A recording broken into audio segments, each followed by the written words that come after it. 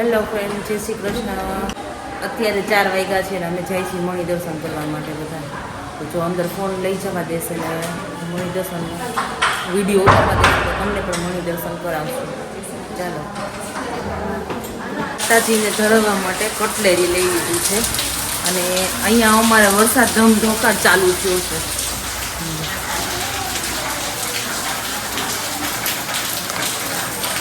કેવો ચાલે દેખાશે નહીં. તો અહીંયા તો કેવડી લાઈન છે ભાઈ. આમ તો જો હજી તો થોડું કઈ નથી, કેટલું વળવાનું છે. અને આ મંદિર જોવો.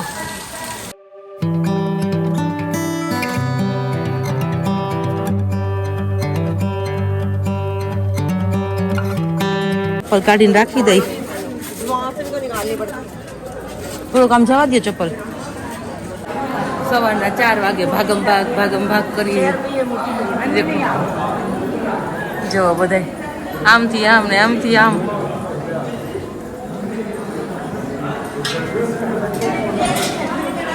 4 વાગ્યા ચાલુ થઈ ગયા છે.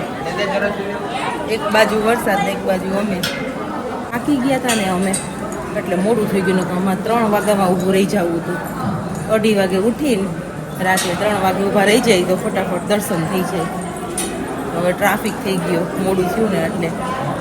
સવારના મણિ દર્શનની ટિકિટ છે 50 રૂપિયા અને 200 રૂપિયા. ફરજિયાત છે ટિકિટ લેવાની. 50માં આટલો ફેર પડે છે તો 200માં તો ડાયરેક્ટ થાય ને. હા, 200માં વાંથી ડાયરેક્ટ સીધું જવાનું હતું. સીધું એન્ટ્રીથી સીધું અંદર. હા, એન્ટ્રીથી સીધા અંદર. જય ગણપતિ બાપા. તમારા પપ્પાને મળવા જાય છે. વિઘ્ન હરતા સર્વ વિઘ્ન હરો.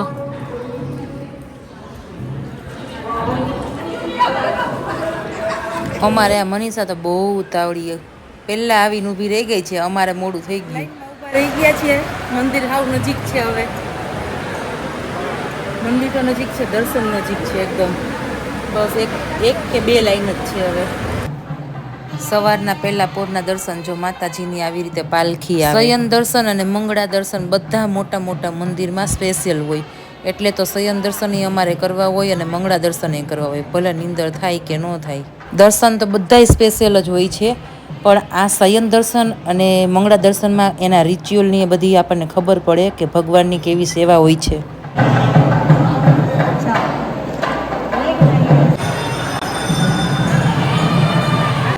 શિવાય.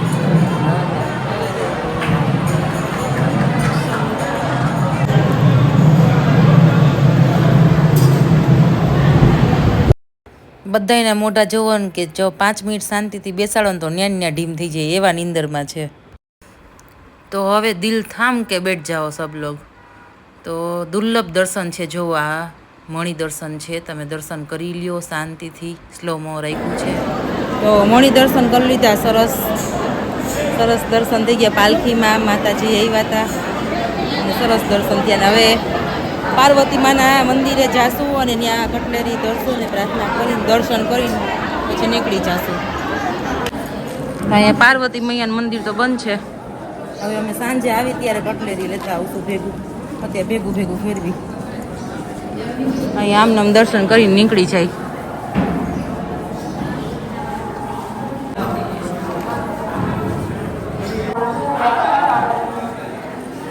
સાઈડમાંથી જો મંદિરનું ગોપુરમ દેખાય ને એટલું સરસ લાગે ને. મને જ્યાં દેખાય ત્યાં હું બતાવી દઉં કે તમે જોવો.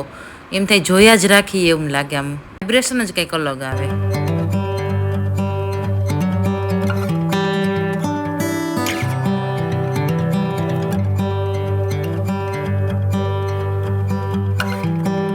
પૂજારીજી ચરણામૃત દેતા હતા અને બધી બાયું માથું તો પૂજારીજીએ હાથમાં લઈને બધા ઉપર છાંટી દીધું. ઊભા થઈને વયા ગયા. જો મંદિર ખુલ્લું મૂકે ને ભગવાનને સ્પર્શ કરવા દે ને તો ભગવાન ભાગી જાય. ભગવાન ઊભા થઈને કૈલાસમાં વયા જાય. એ બાયું એવી રીતે માથે પડે. આ જો કેટલો કોરિડોર મોટો છે. તમારો હોટલ વાળી શેરી આવી ગઈ અને અમે ચપ્પલ ઉતાર્યા છે ઓલી પર. તો ચપ્પલ પહેરવા જાય છે. ચાલો પાછું પ્રદક્ષિણા કરી લઈ ભગવાનની. ચપ્પલ પહેરવા જાય છે. તો સવારના મંગળા દર્શન કરીને પછી બપોરે અમે બેઠા સપ્તાહમાં ને બપોર પછી પાછા જવાના છીએ 22 કુંડનું સ્નાન કરવા માટે.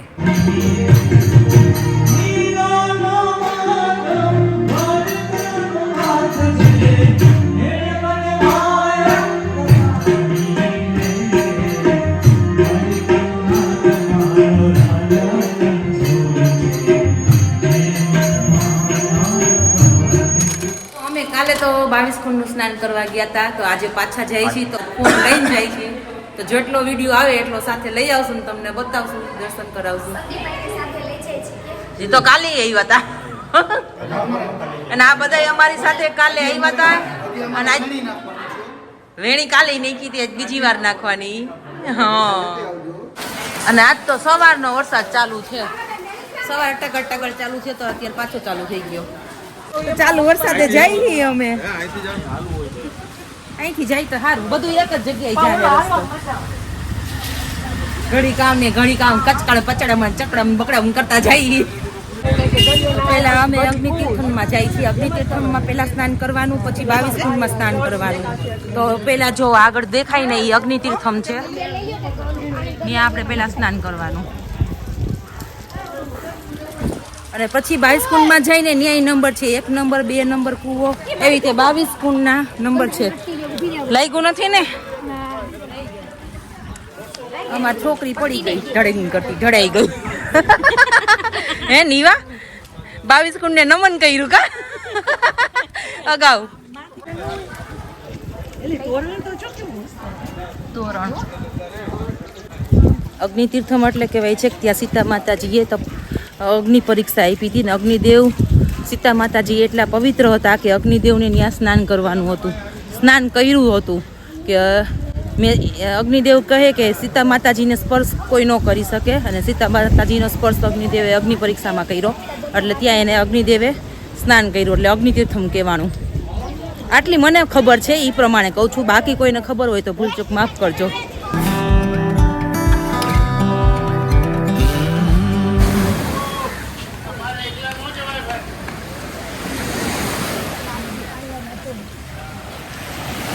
તો અગ્નિતીર્થમ છે.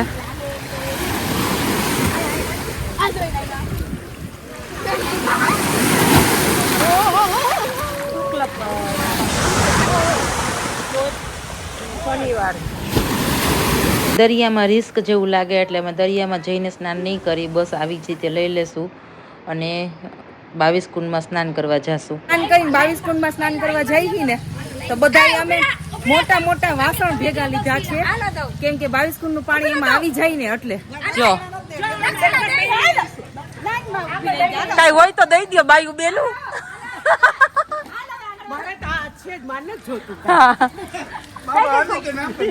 બાબા અલી કે નામ કે કુછ દે દો. પાણી તો વેચાતી મળે છે, પણ આપણે જાતે લઈને બધાને પ્રસાદીનું પાણી દઈએ એનો આનંદ જ કઈક અલગ છે, બરોબર ને? વેચાતી મળે છે, પણ આપણે જાતે લઈને કોઈને પ્રસાદી સ્વરૂપે દઈને કેટલો ભાવ હોય, એટલે એનો આનંદ કઈક અલગ છે. એમ કે ટીપુ ટીપુ પાણી ભેગું કરીને સીસામાં ભરશું, પછી અમે રાજકોટ જઈને બધાને પ્રસાદીમાં દેશું. એ પાણીની કિંમત તમે વિચારો કેટલી હોય. નો હોય તો ગંગાજળ બની જાય, સાદું પાણી ગંગાજળ બની જાય, એવી રીતે પાણી અમે ભેગું કરશું. 22 નદીના બધા પાણી અમે ભેગા કરીને નાવા જાશું ને પરાણે આમાં થોડું થોડું લેવડાવશું કે થોડુંક આમાં આપો. 22 કુંડનું માંથી અમે આવ્યા, ત્યાંથી આવીને અહીંયા અમે ગેલેરીમાં સીધા જાહું. અહીંયા એક દરવાજો છે મંદિરનો, અને પછી બીજા દરવાજો છે, ત્યાં બીજા દરવાજો છે, ત્યાંથી 22 કુંડનું સ્નાન ચાલુ થાય છે, ત્યાંથી અમે જશું. અને વચ્ચે આ માર્કેટ છે.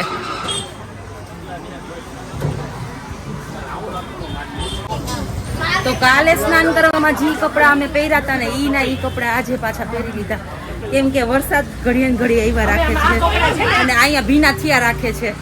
તો અમે એને ઘરે જઈને નહીં જોય, આમને કબાટમાં વર્ષો વર્ષ રાખી દે. મારે તો કોરો ડ્રેસ છે નવો લીધો. 22 કુંડમાં સ્નાન કરેલા કપડા હવે ઘરે જઈને હવે શું કહું છું, કેમ કે 22 કુંડનું પાણી એટલું પવિત્ર છે. અને અમે હાઈલા જાય છીએ, જોવો આ ગેલેરીમાં 22 કુંડનું પાણી ભરવા માટે અહીંયા વાસણ પણ વેચાય છે. જે કોઈ ઘરેથી કાંઈ ન લેવું હોય પાત્ર તો એમાં ભરીને લઈ જઈ શકે છે પાણી. નીચે જો કેવી કિચકાણી, આવી કિચકાણીમાં મહિલા જઈ ગયો ભાઈ. જાત્રા કરવી આસાન નથી. ગંધારું હોય, સારું હોય અને ટ્રાફિક હોય, ગરમી હોય, વરસાદ હોય, મારા જેવું સારું હોય અને કોકની તબિયત ખરાબ થઈ જાય ને કોઈને સારું હોય નરું હોય. અને ખાવા પીવામાં તો એટલું ધ્યાન રાખીને વિચારીને થોડું થોડું જ ખાય. ક્યારે શું થઈ જાય કઈ નક્કી જ ન રહે. વાતાવરણ ઘડીએ ચેન્જ ને તબિયત કોઈની ખરાબ થઈ જાય તાત્કાલિક. અને આવી ગયું 22 કુંડના સ્થળ સ્નાન કરવાના. તો જો આવી રીતે એન્ટ્રી છે 22 કુંડમાં સ્નાન કરવાની. સાવ ખબર જ નીચે જોવો. આપણે તો સ્નાન કરવાથી કામ ને ભાઈ. બાકી કુંડમાં સ્નાન કરવાની બહુ મજા આવે. કોઈ પાણી ઠંડુ હોય, કોઈ ગરમ હોય, કોઈ પાણી ખારું હોય, કોઈ મોરું પાણી હોય, કોઈ એકદમ મીઠું પાણી હોય. 22 નદીના અલગ અલગ હોય પાણી. તો બધા નદી પ્રમાણે ટેસ્ટ હોય. અને મોટો ગેલેરીઓ છે અહીંયા. 22 કુંડનું સ્નાન કરવા જતા પહેલા અહીંથી ટિકિટ લેવાની હોય છે, જે 25 રૂપિયા છે. જોરદાર તબિયત ખરાબ હતી અંદર. તોય ઘરે પહોંચાડું હોટેલે માંડ ત્યાં તોય સ્નાન કરવા આવ્યા હતા.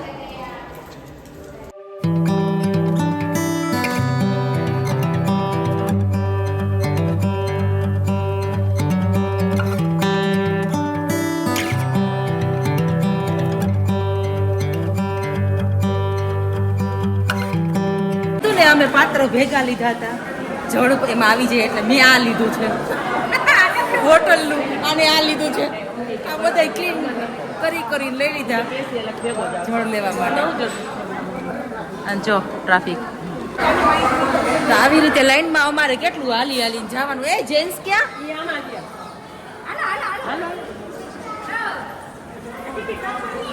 ચલે ચલો. અંધારું આવે ને ગારો આવે, લાઈટું આવે.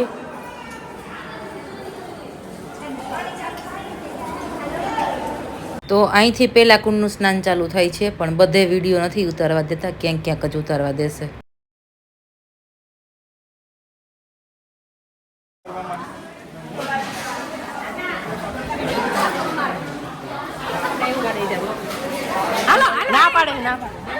શ્રી રામ ભગવાન જ્યારે રાવણ સાથે યુદ્ધ કરીને પાછા આવ્યા હતા ત્યારે તેમને બ્રહ્મહત્યાના પાપમાંથી મુક્તિ માટે પવિત્ર નદીમાં સ્નાન કરવા જવાનું હતું. પણ પવિત્ર નદીમાં બધી નદીમાં સ્નાન કરવા જાય તો વાર લાગે એવું હતું. અને 12 વર્ષ પૂરા થઈએ જ તેમને અયોધ્યા પહોંચવું હતું. કેમ કે ભરતજીએ કીધું હતું કે તમે એક દિવસ પણ માથે કરશો તો હું દેહ ત્યાગ કરી દઈશ. એટલે હવે રામ ભગવાને અહીંયા બાણથી 22 નદીનું જળ ઉત્પન્ન કર્યા અને તેમાં તેમને સ્નાન કર્યું હતું. અને રેતીની શિવલિંગ બનાવીને ત્યાં સ્થાપન કરી અને પૂજા કરી. અને હનુમાન બાપા પણ એક શિવલિંગ લાવ્યા હતા અને તેની પણ પૂજા કરી. બીજો કુંડ અહીંયા છે. લાઈનમાં હોય તો એ કુંડ બીજો નો કહેવાય. જ્યાં બીજા નંબર આપ્યો છે લખેલું છે કયા કયા કુંડ છે, એવી રીતે લાઈનમાં નાવાનું. બીજા નંબરનો કુંડ હોય ત્યાં જ બીજી વાર જવાનું. કેમ કે બીજા નંબરની બાજુમાં 9મો કુંડ હોય તો ત્યાં 9મી વખત પાછું આવવાનું. તો અહીંયા બીજા કુંડનું અમે સ્નાન કરી લીધું છે. અહીંયા આગળ છે ત્રીજો કુંડ.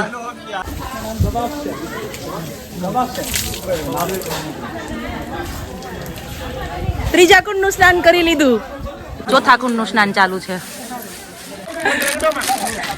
તો ઇધર એ કુંડ દેખો. હર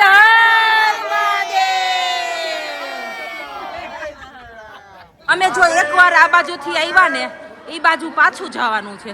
એવું નહીં કે બાજુમાં જે કુંડ હોય ને એકાર સ્નાન કરી લેવાનું. જે લાઈનમાં જે આવતા હોય ને 1 નંબર 2 નંબર એમ જ સ્નાન કરવાનું. આની આ સાઈડ અમે પાછા જાય છે. જ્યાં 1 નંબરનું સ્નાન કર્યું હતું ને ત્યાં 7 નંબરનું કે 6 નંબરનું કેવી રીતે છે. જો આ કુંડ દેખાય ને 3 કુંડ એકારે છે. પાછું આ કુંડ અલગ છે. તો હવે હજી તો 10 કુંડના જ પાણી પૂરા. ત્યાં 10 કુંડનું સ્નાન થયું છે. જો આવી રીતે અલગ અલગ જગ્યાએ કુંડ હોય ને આપણે જવાનું. 22 કુંડમાંથી હવે 21 કુંડના સ્નાન કરી લીધા. વધારે પડતા તો અહીંયા જ છે. અને અને એક તો આમ સાવ ખૂણામાં છે એમાં, અને અહીંયા છેલ્લે ગંગાજી છે ને એની આગળ ગયાજી છે. તો બધા કુંડ આવી ગયા. હવે છેલ્લો 22મો કુંડ બાકી છે. અહીંયા સાવ જો અહીંયા છે ને 22મો કુંડ છે. ત્યાં સાવ જરાક પાણી આપે છે, કેમ કે ત્યાં સાવ કુંડમાં ઓછું હોય છે. 22 કુંડમાં સ્નાન કરી નીકળી ગયા, અને આ દરવાજો અમારા હોટલની સામે જ છે. ત્યાં ઈ દરવાજામાં નીકળશું. અને હાલો અહીંયા બધા થોડોક ફોટો પાડી લઈ.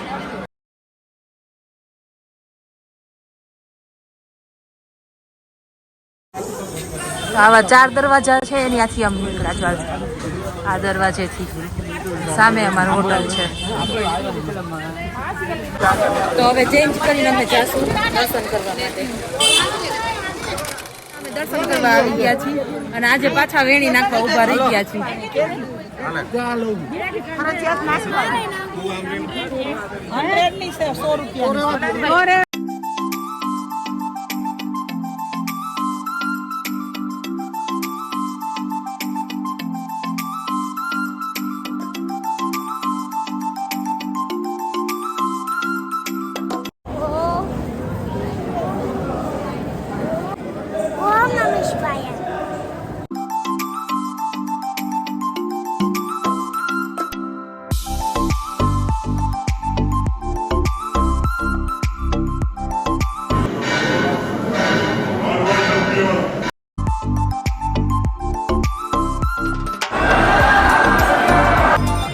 તો અત્યારે સંધ્યા આરતી થઈ રહી છે.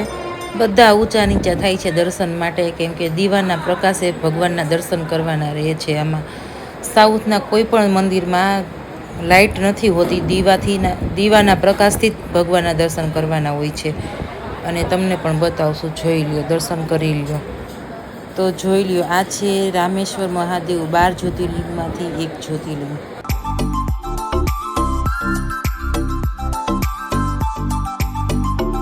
શાયદ બધા ગ્રહો અને દેવી દેવતાઓના સ્થાપન છે. આ મંદિરોમાં કોઈ પણ મૂર્તિ સ્થાપના કરેલી હોય તો કંઈ ને કંઈ મિનિંગથી રાખેલી હોય છે. પણ આ શું મિનિંગથી છે એ મને ખબર નથી, પણ મને એમ થયું કે તમને પણ બતાવો, દર્શન કરાવું, એટલે મેં તમને બતાવ્યા. અને આગળ જુઓ, આ છે અષ્ટલક્ષ્મી, જે પાર્વતી મૈયાના મંદિરની આગળના સાઈડમાં છે.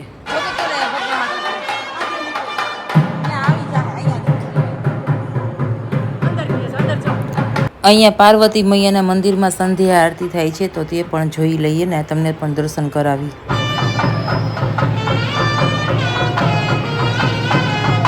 અત્યારે આખું ગ્રુપ અમે દર્શન કરવા ગયું હતું રોંઢાનું, પણ છેલ્લે અમે 2 જ વહી ગયું. અને આજનો વિડીયો અહીંયા એન્ડ કરી છે ને કાલે પાછા મળશું.